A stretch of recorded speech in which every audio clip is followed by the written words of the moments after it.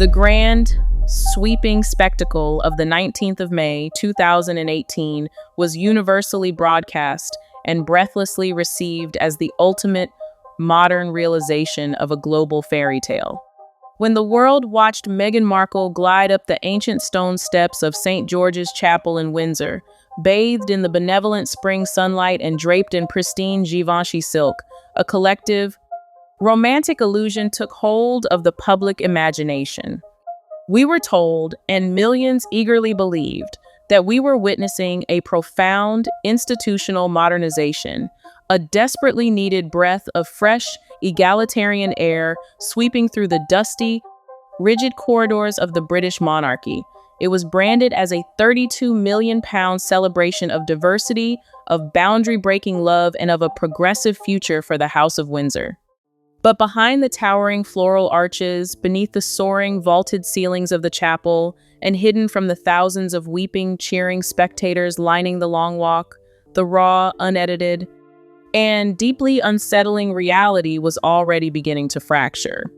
Long before the devastating, globally syndicated Oprah Winfrey encounter that set the royal family ablaze, and years before the spectacular, humiliating collapse of their multi-million-dollar Spotify empire, the deep, structural cracks in Meghan Markle's bridal mask were already glaringly visible to those trapped behind the palace gates. Today, as the calendar turns to the crisp, unforgiving days of early April 2026, the Duke and Duchess of Sussex find themselves trapped in a suffocating, self-made fortress in Montecito. Meghan Markle is reportedly spiraling into a state of absolute, unprecedented panic as a relentless, unstoppable wave of newly unearthed exposures threatens to completely dismantle the very foundation of her meticulously curated public identity. The man leading this devastating forensic charge is none other than Tom Bower, the veteran, famously ruthless, investigative biographer whose mere name sends involuntary shudders down the spines of the global elite. Bower is not a tabloid gossip columnist trading in anonymous whispers or fleeting social media rumors. He is a formidable, legally bulletproof historian of scandal, and he is currently weaponizing a lethal, undeniable combination of insider testimonies to paint a terrifying portrait of a woman whose entire public existence is built upon a precarious, rotting scaffolding of calculated lies. He has gathered on-the-record statements from deeply disgruntled former palace staff, highly placed courtiers, and senior aristocratic figures, allegedly including members of the extended royal family who have finally lost their patience with the endless Californian grievances. For nearly a decade, Meghan has aggressively and successfully sold the world a very specific, highly lucrative narrative. She positioned herself as the ultimate reluctant royal, the innocent, wide-eyed American actress who wandered blindly into the lion's den of the British establishment, completely unaware of the crushing protocols, oblivious to the media scrutiny, and ultimately preyed upon by a cold, archaic, and deeply racist institution. But as the spring of 2026 unfolds, bringing with it a torrent of verifiable documentary evidence that victimhood mask has not merely slipped, it has been violently and permanently shattered into a million unfixable pieces. From her highly calculated, predatory hunt for Prince Harry in the private clubs of London, to her tyrannical, deeply offensive demands behind the scenes of their taxpayer-funded wedding, the unvarnished, brutal truth is finally catching up with the Duchess, and it is entirely rewriting the history of the modern monarchy. The absolute central pillar of Meghan's carefully monetized victim narrative is the astonishing claim she made while sitting across from Oprah Winfrey in that manicured Californian garden. She looked directly into the camera lens, projecting an aura of absolute innocence, and stated that she did not know much about the royal family, explicitly claiming that she never even Googled Prince Harry before their first date. Tom Bower's exhaustive research, heavily supported by the quiet, undeniable testimonies of prominent socialites and power brokers, deeply embedded in London's elite circles, tells a diametrically, horrifyingly opposite story. According to Bower's meticulous timeline, What insiders now refer to as Operation Royal did not begin with a serendipitous blind date in 2016. It began as early as 2013. After her starter marriage to Hollywood film producer Trevor Engelson collapsed and her career on the basic cable legal drama Suits plateaued, Meghan did not just accidentally stumble upon a vulnerable British prince. She hunted one. Bauer alleges with chilling specificity that Meghan meticulously, surgically researched Prince Harry's deepest psychological vulnerabilities and emotional triggers. She knew exactly what his weaknesses were. She knew he was a man still profoundly, actively grieving the tragic death of his mother, Princess Diana. She knew he was deeply obsessed with the continent of Africa as a spiritual refuge. She knew he was desperately seeking a partner to validate his humanitarian ambitions and fuel his underlying, simmering rebellion against the strictures of the firm. When she finally secured that highly coveted introduction at a private, exclusive club in Soho, London, she was not acting like a television star on a casual date. She was executing a highly prepared, psychological sting operation. She played the role of the deeply empathetic, humanitarian soulmate so absolutely perfectly that Harry, a man who had been isolated by his own trauma and desperate for a maternal, guiding figure, was hooked on the very first night. Friends from her own past, childhood acquaintances, and her extensive, previously deleted digital social media footprints paint a picture of a woman deeply, intensely fascinated by British high society and the glamorous allure of the monarchy long before she ever crossed paths with the Duke of Sussex. Bauer characterizes her highly publicized innocence not as a genuine reality, but as a masterful, Oscar-worthy performance, undoubtedly the greatest, most successful, and most lucrative role of her entire acting career. She identified a target who was emotionally adrift. She tailored her entire personality to match his exact psychological deficits, and she convinced him that she was the only person in the world who truly understood his pain. The 2018 royal wedding was presented to the global public as a magnificent, groundbreaking symbol of modern unity, a blending of cultures that would supposedly drag the ancient British monarchy into the 21st century. But behind the heavy, gilded doors of the palace, the preparation for the event was a brutal, exhausting battleground of sheer, unadulterated ego and towering entitlement. One of the most chilling, deeply symbolic details that Bauer has unearthed involves Meghan's specific, highly demanding choice of transport on the morning of her wedding. On that bright May morning, Meghan arrived at the steps of St. George's Chapel in a vintage Rolls-Royce Phantom IV. To the untrained, casual observer watching the television broadcast, it was just a beautiful, classic automobile fitting for a royal bride. But in the highly coded, historically loaded world of royal protocol, it was a loaded weapon. The Rolls-Royce Phantom IV is one of the rarest, most historically significant vehicles in the royal muse, with only 18 having ever been produced. But far more importantly, it was the preferred signature vehicle of Wallis Simpson, the infamous American divorcee who caused the catastrophic abdication of King Edward VIII and nearly destroyed the British monarchy in 1936. Insider sources from within the royal garages claim that the royal household, deeply aware of the historical optics, had strongly suggested several other traditional, highly secure vehicles for the bride's journey. Meghan reportedly refused every single alternative, absolutely insisting on the Phantom IV and refusing to back down. While some naive commentators might attempt to dismiss this as a bizarre coincidence, Bauer and veteran palace insiders see it as a highly calculated, deeply aggressive psychological jab. Meghan was sending a deliberate, unavoidable signal directly to Queen Elizabeth II and the entire institution. She was the new Wallis. She was a disruptor who would not be tamed, managed, or silenced by their ancient rules. It was an act of pure, breathtaking condescension that cast a long, cold, and deeply disrespectful shadow over the entire sacred ceremony. If the choice of the wedding car was a subtle, historical message meant to unnerve the courtiers, Meghan's treatment of the ancient St. George's Chapel itself was an overt, staggering, an almost incomprehensible insult to the very fabric of British history. Reports initially leaked by highly respected journalists and now heavily detailed and corroborated in Bower's latest findings reveal a moment of Hollywood arrogance that left the palace staff entirely speechless. During a walkthrough of the chapel, Meghan allegedly declared that the 500-year-old historic monument, the sacred resting place of 10 British monarchs, including King Henry VIII and King Charles I, had a musty, old smell that she found entirely unacceptable for her special day.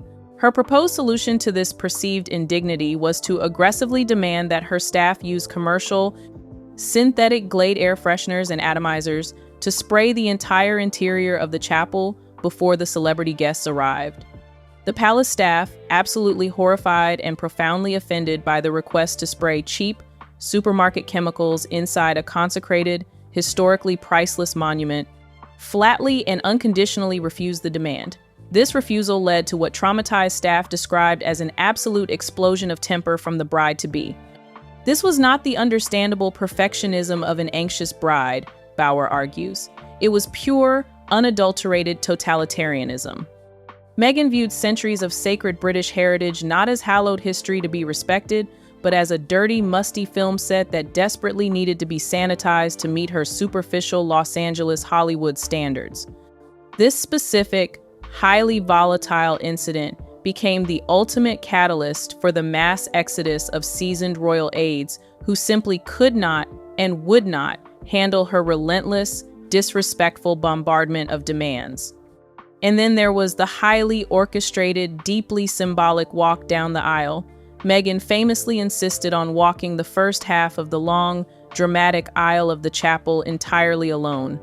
She claimed she wanted to project the image of a fierce, strong, independent feminist who did not need a traditional father figure to give her away, having already successfully and ruthlessly isolated her own biological father, Thomas Markle, from the event. But archival, unedited footage from the day shows a highly revealing moment where Meghan allegedly impatiently brushed aside a royal assistant who was merely trying to adjust her sprawling veil and gently guide her path. She needed the global camera feeds to see absolutely nothing but her, dominating the frame without any distracting royal staff in the shot. By the time she reached Prince Charles, who had graciously offered to walk her the rest of the way to the altar to save her from embarrassment, the narrative was already permanently set. She had successfully utilized the future King of England, a man who had spent his entire life preparing for the throne, as a mere convenient prop to facilitate her own spectacular solo entrance onto the world stage. Perhaps the most damaging, undeniable, and easily verifiable exposure to Meghan's credibility was the bizarre, entirely unnecessary claim she made to Oprah Winfrey regarding the actual marriage ceremony. She looked into the camera and stated that she and Harry were actually married by the Archbishop of Canterbury in the absolute privacy of their own backyard, a full 3 days before the global televised spectacle. It was a romantic, highly intimate story designed to show that they cared only for their love, not for the pomp and circumstance of the institution. And it was a complete, utter, and legally impossible fabrication. The Archbishop of Canterbury himself, Justin Welby, was forced into the highly uncomfortable position of breaking his traditional silence and publicly clarifying to the international press that the only legal, binding wedding took place on Saturday, May the 19th, inside the chapel, after the lie was embarrassingly publicly debunked by the highest-ranking cleric in the Church of England. The Sussexes' scrambling public relations team had to frantically backtrack, releasing a statement calling the backyard event a private exchange of personal vows rather than a legal marriage.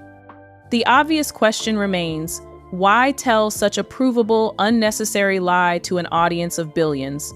Bower argues it is a classic, undeniable symptom of main character syndrome.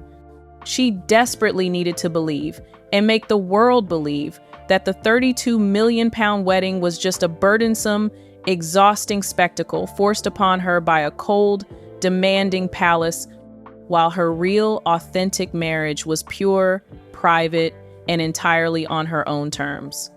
In reality, she was the one who ruthlessly demanded every single penny of the grandeur, the celebrity-packed guest list, and the custom couture, while simultaneously disparaging the event to gain public sympathy as a victim of the system.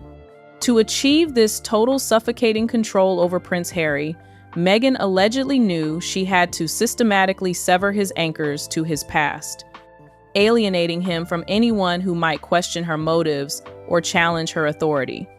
One of the most decisive, pivotal moments in Harry's tragic transformation occurred during a traditional shooting weekend at the Sandringham estate in late 2017.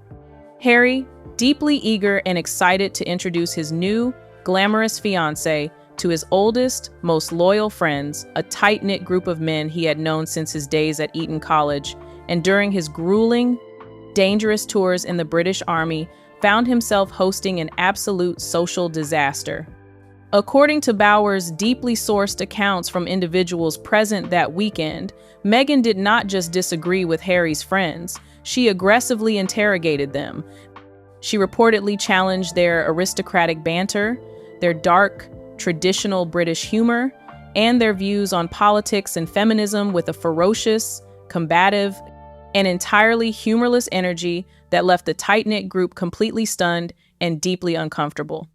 Harry's friends, many of whom are high-ranking aristocrats who value extreme discretion, loyalty, and thick-skinned camaraderie, left the weekend entirely convinced that Meghan was a catastrophic mistake.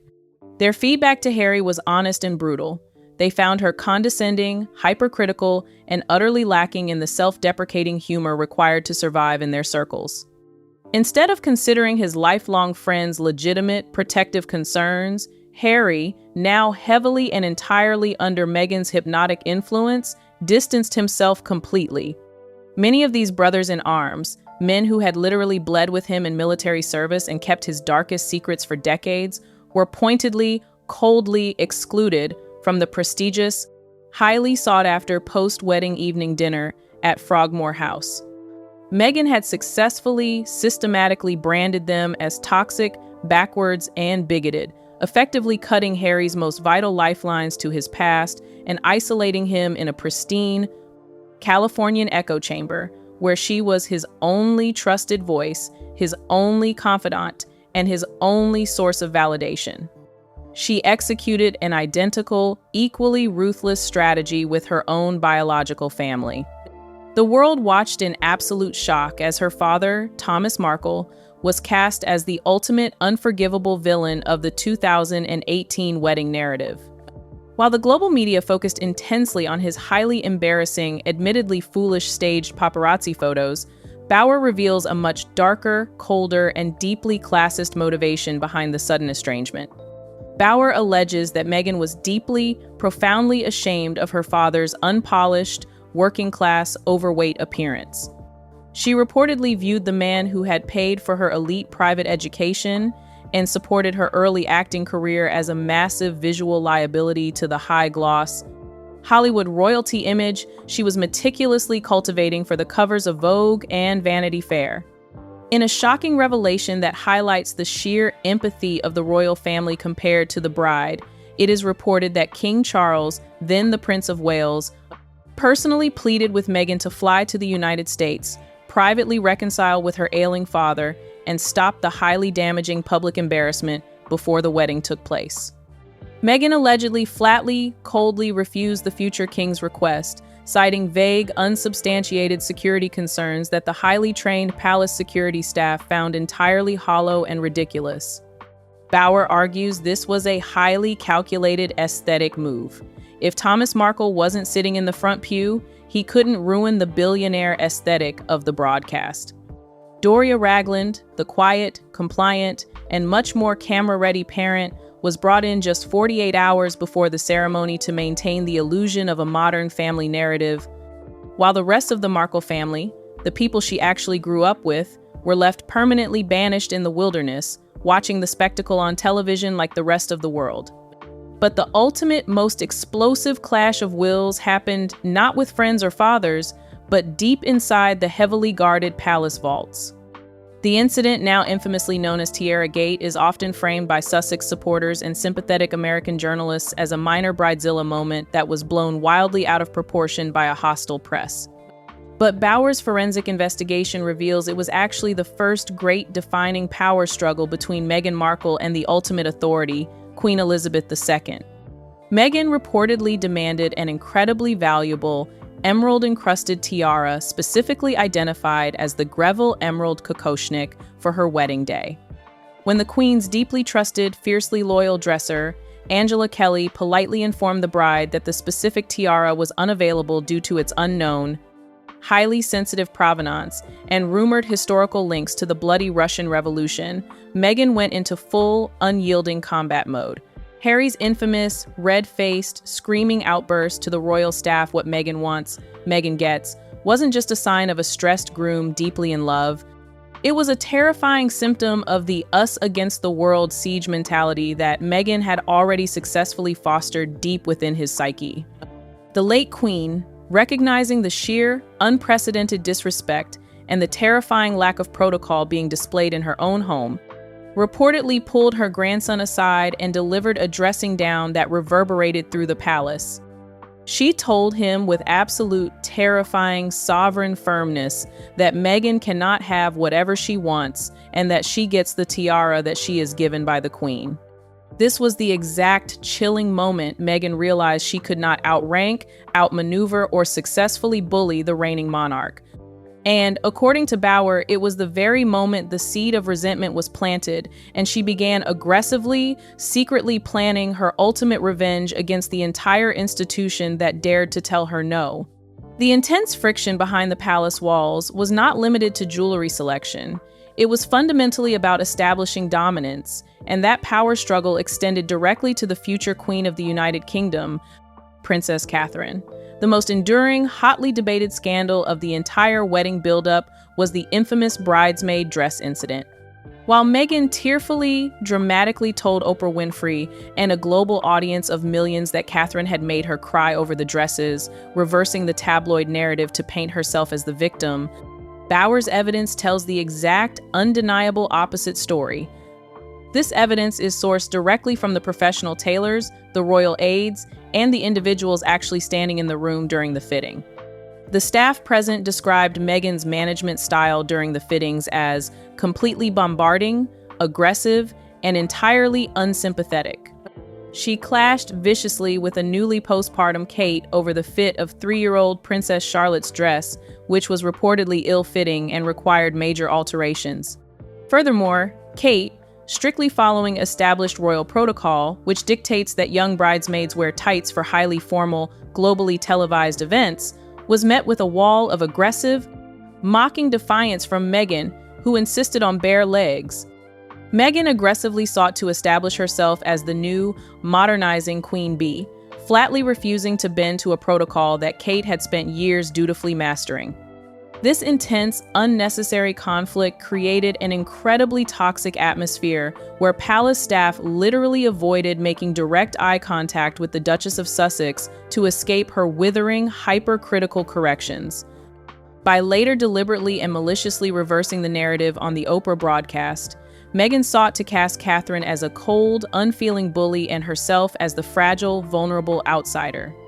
This lie was particularly damaging, and particularly cowardly, because Meghan knew with absolute certainty that Catherine was bound by the institutional rule of never complain, never explain, and could not publicly defend herself or correct the record without dragging the monarchy into a petty, undignified reality television feud.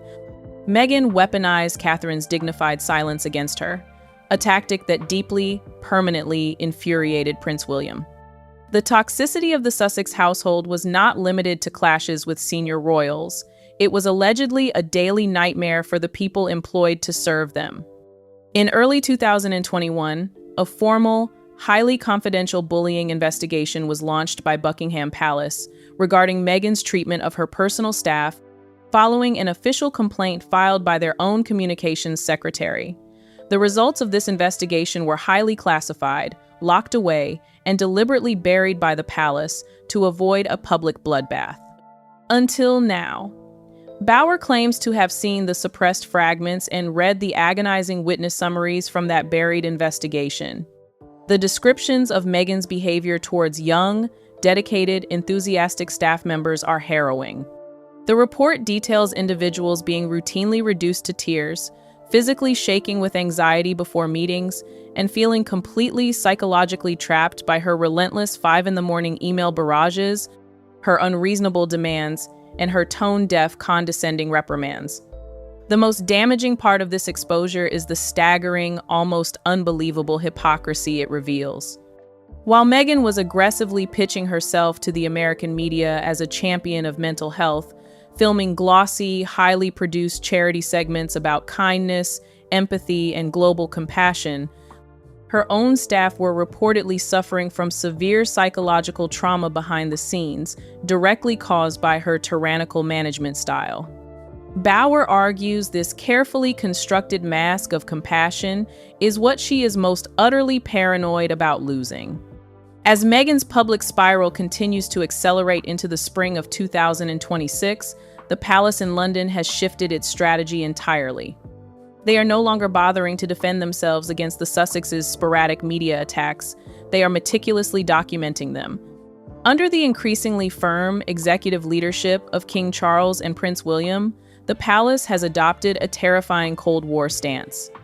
They have reportedly prepared a comprehensive, devastating counter-dossier that includes time-stamped communication logs, aggressive emails, sworn staff testimonies, and highly sensitive CCTV footage from the royal residences spanning 2018 to 2020.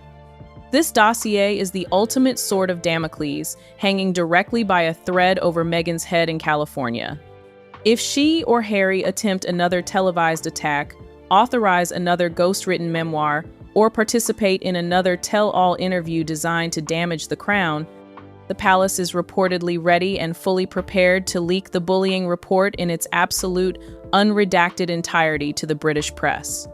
Meghan is said to be terrified of this document because it is the one thing her highly paid Hollywood public relations team absolutely cannot spin. It is a factual, legal, human resources record of her toxicity, and its widespread release would instantly and permanently end her lucrative humanitarian brand, rendering her completely unhireable in the corporate philanthropic sector. By early April 2026, the glittering Sussex sparkle has completely calcified into a toxic, isolating Montecito mist. The historic, heavily publicized $100 million Netflix deal, which was the absolute centerpiece of their supposed financial independence, is currently lying in absolute ruins. Industry insiders operating within the major streaming platforms paint a pathetic, exhausting picture of creative bankruptcy and wildly unmet expectations. While the initial Harry and Meghan documentary was a massive ratings hit, television executives clearly understand that it was fueled entirely by the cynical selling of royal trauma, a deeply negative currency that can only be spent once before the audience becomes completely desensitized. Subsequent, highly touted projects were quietly scrapped, delayed, or utterly ignored by the public.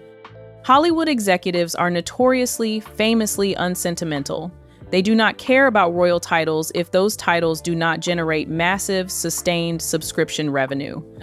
Bauer forcefully argues that Meghan's entire brand failed so spectacularly because she did not actually want to create art, produce meaningful content, or do the grueling, unglamorous work of running a production company.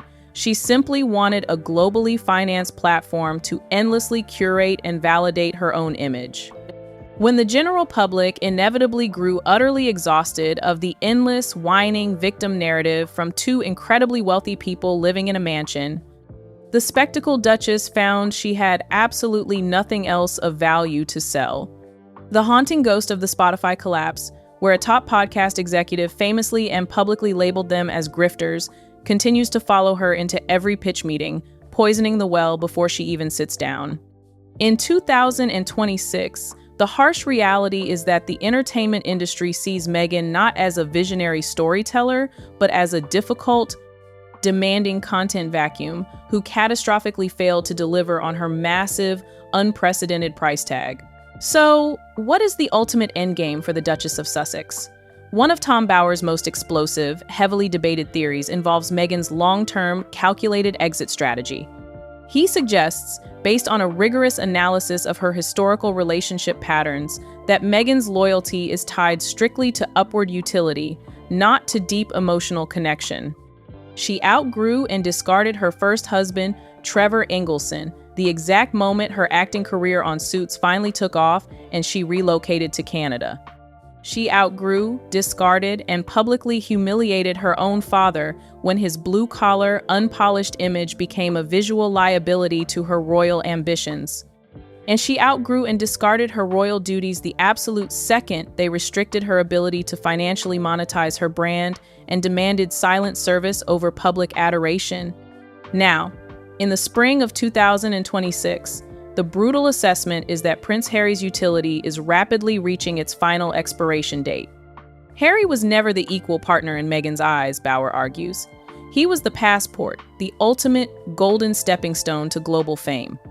Now that the royal connection has been completely legally severed, his cherished military titles stripped away, his familial relationships burned to ash, and the fantasy of him as a modern Diana debunked, he is just an angry, traumatized man with an immense amount of emotional baggage and rapidly dwindling financial resources. Deeply sourced rumors have significantly intensified that Meghan is currently quietly networking within the high-stakes, ruthless, and incredibly wealthy circles of tech billionaires, media moguls, and venture capitalists in Silicon Valley and San Francisco, deliberately leaving Harry behind in Montecito. Bower's investigation suggests she is actively looking for a richer, shinier, far more powerful billionaire, someone with significantly deeper pockets than a financially cut-off prince, and a wider global network completely unburdened by the restrictions of British royal protocol. If Harry is no longer useful as a bridge to global power and limitless wealth, Bower predicts a swift, incredibly ruthless conscious uncoupling.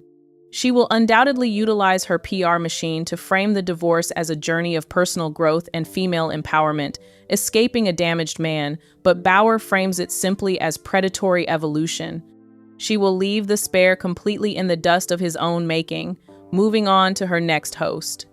Prince Harry is now widely seen within British and American circles as a deeply tragic, isolated satellite, lost completely in the gravitational pull of Meghan's ambition. Without the formidable institutional protection of the firm and entirely lacking the unwavering, lifelong support of his brother, he is an exile in every sense of the word. Deeply credible reports leaking from London suggest that Harry has recently made tentative, desperate, back-channel reach-outs to his brother, the Prince of Wales, seeking some form of connection or forgiveness as his American life crumbles.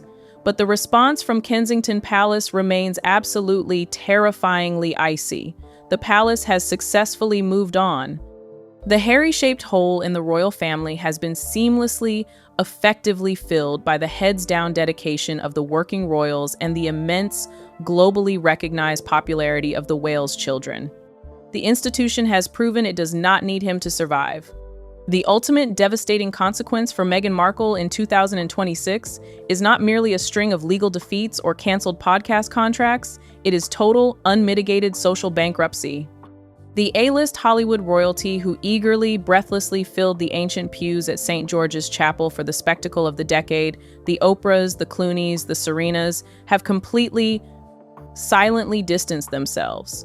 They recognize that associating with the Sussex brand is now a massive reputational hazard, and they absolutely do not want to become collateral damage in a messy, endless, and deeply unpopular war between a constantly complaining Duchess and the reigning King of England. Meghan's highly cultivated truth has become a late-night television punchline. When the Archbishop of Canterbury and international news agencies like Reuters are utilized as verified footnotes in an investigative biography exposing your constant lies, you lose the one single thing a celebrity absolutely requires to survive in the modern media landscape: basic believability. Tom Bower's final, overarching assessment serves as a chilling historical warning.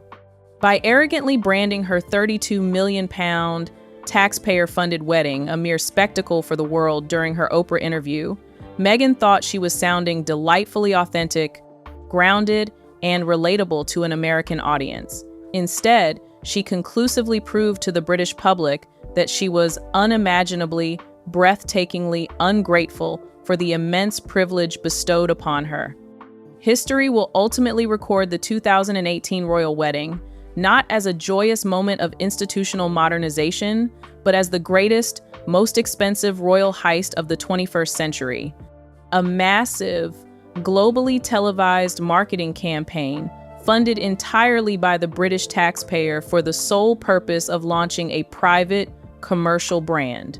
Her aggressive, symbolic attempt to use the Rolls-Royce Phantom IV to signal to the establishment that she was the new, untamable Wallis Simpson has backfired spectacularly. Instead of being romanticized as a glamorous rebel queen who chose love over duty, she is widely seen as Wallis without the impeccable style, without the unwavering devotion of her husband, and entirely without the essential virtue of loyalty. As the sun sets over the sprawling, increasingly quiet Montecito estate this April, the air is thick with the horrifying realization of failure. The global brand is actively, visibly decomposing. Meghan Markle came into the royal family loudly demanding to be worshipped as the new Queen of Hearts, but she behaved entirely like the demanding, tyrannical director of a low-budget reality production.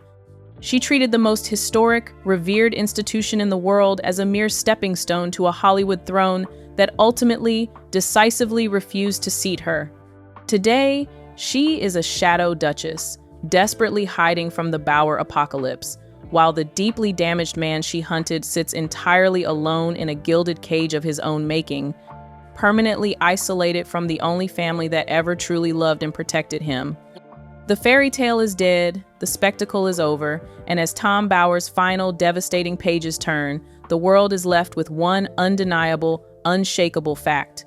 The truth always, eventually, finds its way through the Glade spray.